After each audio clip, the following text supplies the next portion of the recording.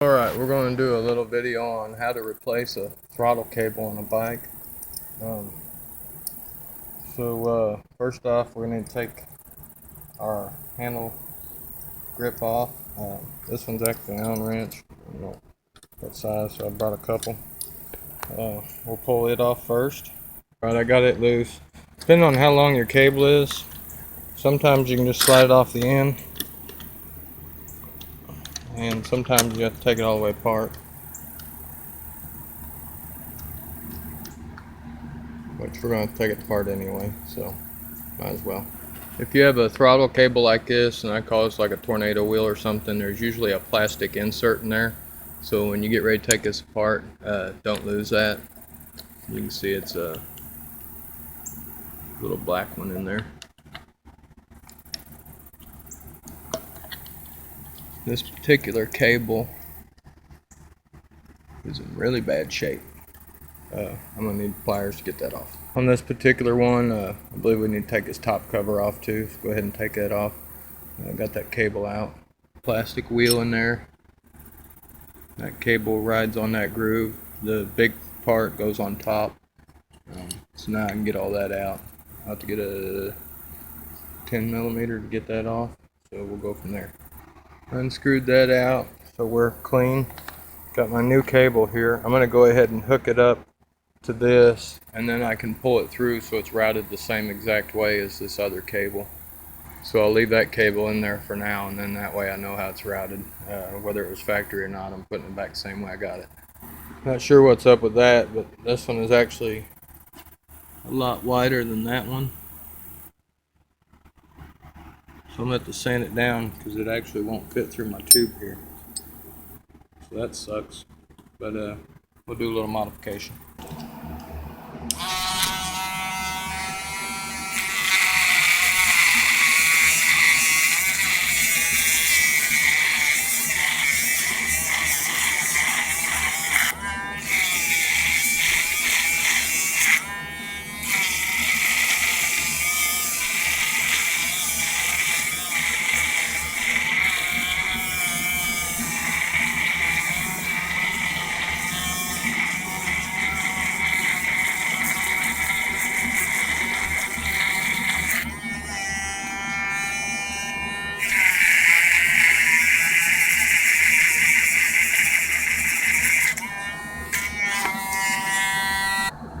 Alright, did some serious modifying to that piece there.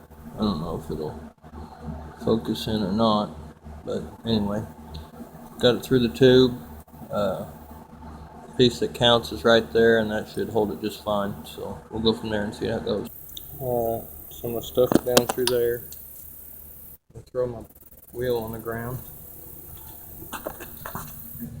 Big old spider. Oh shit.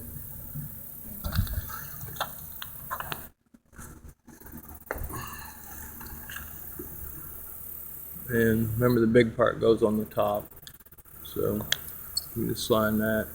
That's in the groove there. Put your screw on. Alright, this grip faces this way, so you want to slide it in here.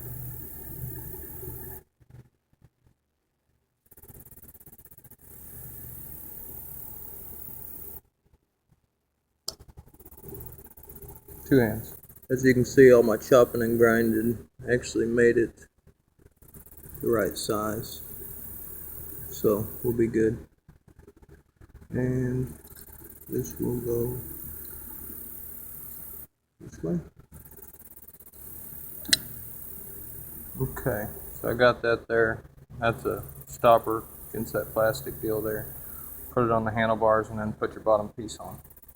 Also, make sure when you slide this back on your bars, if you push this all the way this way, you can get this grip caught on your handlebars, and when you gas it, you can actually get that grip caught and you'll whiskey throttle that sucker. So once you get it seated, go ahead and just push it back just a smidge, and that way the very end of your grip ain't hitting your handlebars.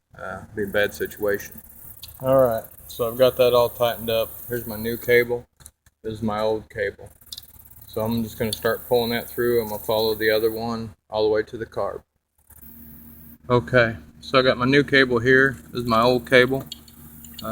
This particular model, you just screw this cap off, and unfortunately on this particular one, this cable is froze shut, so I'm actually gonna have to cut it.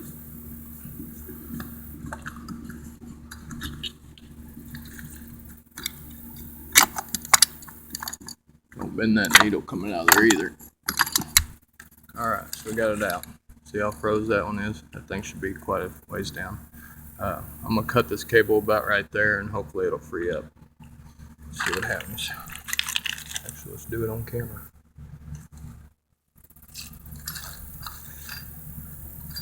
Right-handed, that is. Okay, maybe not at all. Alright, so we got that out.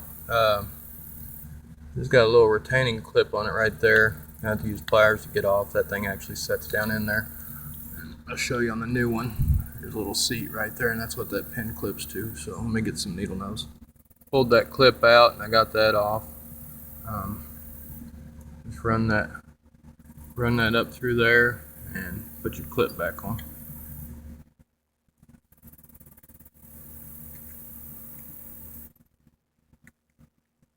See where there's a little hole right there.